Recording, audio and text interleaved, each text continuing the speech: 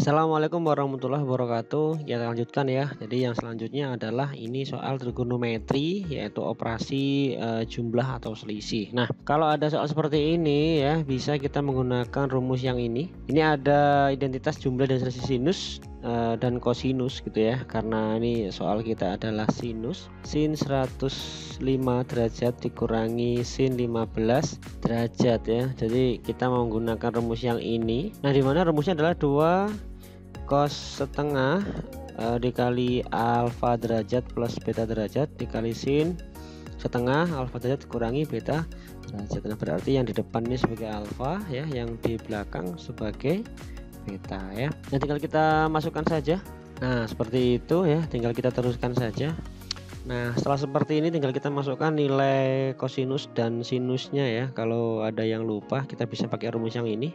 Cos 60 itu adalah setengah ya, sedangkan sin 45 itu adalah setengah akar 2.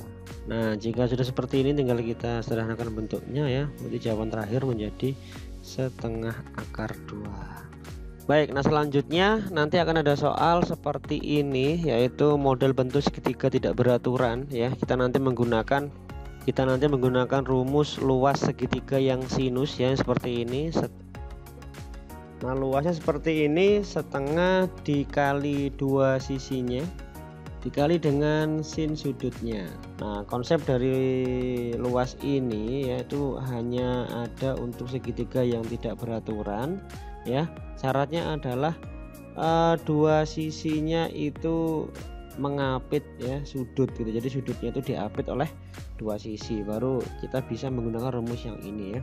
Tinggal dimasukkan saja ya. Jadi luasnya sama dengan setengah dikali 12 kali 14 sin 60 ya. Ini bisa disederhanakan, 2 sama ini 6 dikali 14 sin 60 itu adalah setengah akar 3 ya. Ini kalau kita teruskan menjadi, ini bisa dicoret juga, 2 ini 7, 6 kali 7 adalah 42 akar 3 cm persegi. Jadi seperti itu. Baik, setelah itu ada soal tentang kaidah pencacahan gitu ya. Jadi ini jumlah siswa di suatu kelas adalah 15 orang ya, akan dipilih 3 orang sebagai pengurus OSIS. Ada berapa cara memilih pengurus OSIS tersebut. Nah, hati-hati dengan soalnya. Kalau yang dipilih 3 orang ya, pengurus ini enggak ada jabatannya, maksudnya tidak diketahui ketua, wakil, sekretaris, atau pokoknya jabatan yang lainnya. Ini artinya kita bisa menggunakan kombinasi ya. Soalnya tidak dihitung mana orang yang dipilih itu dengan jabatan tertentu. Jadi ini hanya pokoknya 3 orang aja gitu ya. Jadi ini adalah kasus kombinasi ya, kombinasi 3 dari 15 ya.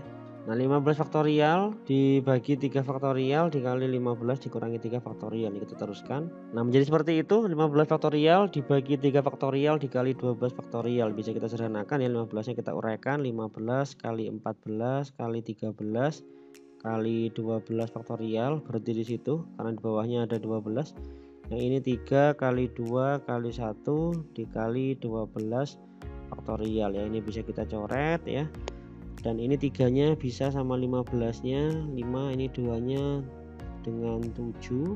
Nah, berarti tinggal berakhir 5 dikali 7 dikali 13, 455 cara ya. Jadi seperti itu mengerjakan untuk soal yang mengandung kombinasi. Yang selanjutnya masih tentang kaidah pencacahan. Kali ini kasus tentang permutasi ya. Jadi dalam satu kelas terdapat 8 anak, di antaranya 8 anak itu ada yang bernama Ani dan Budi. Jika 8 anak tersebut berfoto dengan posisi berdiri satu saf, banyak cara supaya Ani dan Budi tidak berdekatan ya. Jadi mereka berdelapan itu berjajar gitu ya. Ceritanya pokoknya Ani sama Budi tidak boleh nempel seperti ini ya, atau begini, itu tidak boleh ya. Nah, untuk kasus seperti ini bisa kita cari dengan menggunakan cara lawannya itu. Jadi lawannya itu adalah kita cari yang berdekatan dan kita cari kemungkinan keseluruhan. Nah, ini tinggal diselisihkan gitu ya. Jadi yang pertama adalah yang kita cari adalah kemungkinan mereka berdelapan berjajar. Banyak cara 8 orang berdiri bersaf, yaitu berarti 8 faktorial ya, karena ada 8. Nah, sedangkan yang kedua, banyak cara 8 orang itu berdiri bersaf tapi Ani dan Budi dianggap berdekatan. Nah, kalau kasus Ani dan Budi harus berdekatan, jadi kita logikan seperti ini. Jadi ini ibarat dua ini adalah Ani, satunya adalah Budi, dan yang lainnya adalah teman-temannya. Nah, kalau dia berdekatan berarti Ani dan Budi ini dianggap satu unsur gitu. Jadi ini dianggap satu unsur. Nah, itu artinya kita hitung dengan cara ada 7 berarti ya. 1, 2, 3, 4, 5, 6, 7 ya. Karena Ani dan Budi dianggap 1, 7 faktorial. Lalu dikali dengan 2 faktorial. 2 faktorial itu adalah kemungkinan Ani dan Budi untuk bertukar posisi ya. Jadi Ani di kanan, Budi di kiri, dan sebaliknya. Nah, dan yang terakhir adalah banyak cara 8 orang tersebut berdiri bersaf kembali, dan Ani dan Budi itu tidak boleh berdekatan. Berarti ini tinggal dikurangi aja gitu ya. Jadi ini 8 faktorial dikurangi dengan yang ini ya, dikurangi 7 faktorial dikali 2 faktorial ya. Ini 8 faktorial dikurangi 7 faktorial dikali 2 ya. Jadi 2 faktorial itu kan 2 kali 1 ya. 2 kali 1 adalah 2. Nah, ini bisa disederhanakan. 7 faktorialnya saya keluarkan, ini menjadi sisa 8 dikurangi 2. Jadi jawaban terakhirnya adalah 7 faktorial dikali 6 ya. Begini aja nggak apa-apa, atau kalau diteruskan juga nggak apa-apa ya. Baik, selanjutnya adalah tentang peluang ya. Di dalam kantong terdapat 10 bola, diantaranya 4 merah dan 6 kuning. Nah, pertanyaannya adalah hitunglah peluang terambilnya 3 bola kuning sekaligus ya. Yang pertama kita cari kemungkinan semuanya dulu. Jadi NS-nya, itu adalah kemungkinan semuanya terambil ya. Jadinya kalau 3 bola yang diambil, berarti ini adalah kombinasi 3 dari 10. Dan ini hasilnya 120. Nah, setelah itu barulah kita cari kemungkinan untuk 3 bola kuning sekaligus. Adalah A, yaitu kejadian terambilnya 3 bola kuning sekaligus ya. Jadi NA atau banyaknya itu adalah kombinasi 3, karena diambil 3 dari banyaknya bola kuning. Kuning di sana ada 6. Nah, hasilnya seperti ini, 6 kali 5 kali 4 kali 3 faktorial, dan per 3 kali 2 kali 1 kali 3 faktorial. Ini bisa disederhanakan. Ini 3 kali 2 kali 1 sama dengan juga sama yang 6. Jadi hasilnya adalah 5 kali 4 yaitu 20. Nah, langkah terakhir berarti tinggal menghitung peluangnya ya. Jadi peluang kejadian A nya itu berarti NA dibagi NS ya. Jadi sama dengan 20 dibagi 120. Ini dikecilkan atau disederhanakan menjadi 1/6. Nah, selanjutnya ada soal seperti ini. 6 anak, 4 laki-laki dan 2 perempuan duduk berjajar ya. Jadi peluang 2 perempuan selalu duduk berdampingan. Jadi peluangnya 2 perempuan itu selalu duduk berdampingan adalah, nah jumlahnya berarti ada 6 orang gitu ya, 4 laki-laki dan 2 perempuan, dan yang berdampingan 2 perempuan ini adalah seluruhnya. Jadi perempuan itu seluruhnya berdampingan. Jadi yang pertama kita cari dulu kemungkinan semuanya atau NS-nya. NS-nya itu berarti kalau mereka duduk berdampingan berenam, yaitu 6 faktorial ya, atau ini kita cari menjadi 6 kali 5 kali 4 kali 3 kali 2 kali 1 sama dengan 720. Nah, setelah itu kemungkinan untuk 2 perempuan itu berdampingan. Nah, anggap aja adalah kejadian A, yaitu kejadian 2 perempuan selalu duduk berdampingan. Ini sama halnya dengan sebelumnya. Nah, yang 2 orang itu dianggap 1, jadi totalnya sekarang justru menjadi 5 orang atau 5 unsur. Nah, NA nya berarti 5 faktorial itu dikalikan dengan 2 faktorial ya. Sekali lagi 2 faktorial itu adalah kemungkinan untuk berpindah tempat antara 2 orang ini ya. Hasilnya adalah 240. Dan peluang kejadian A itu adalah NA bagi dengan NS ya, sama dengan 240 dibagi 720 ya, sama dengan 1/3.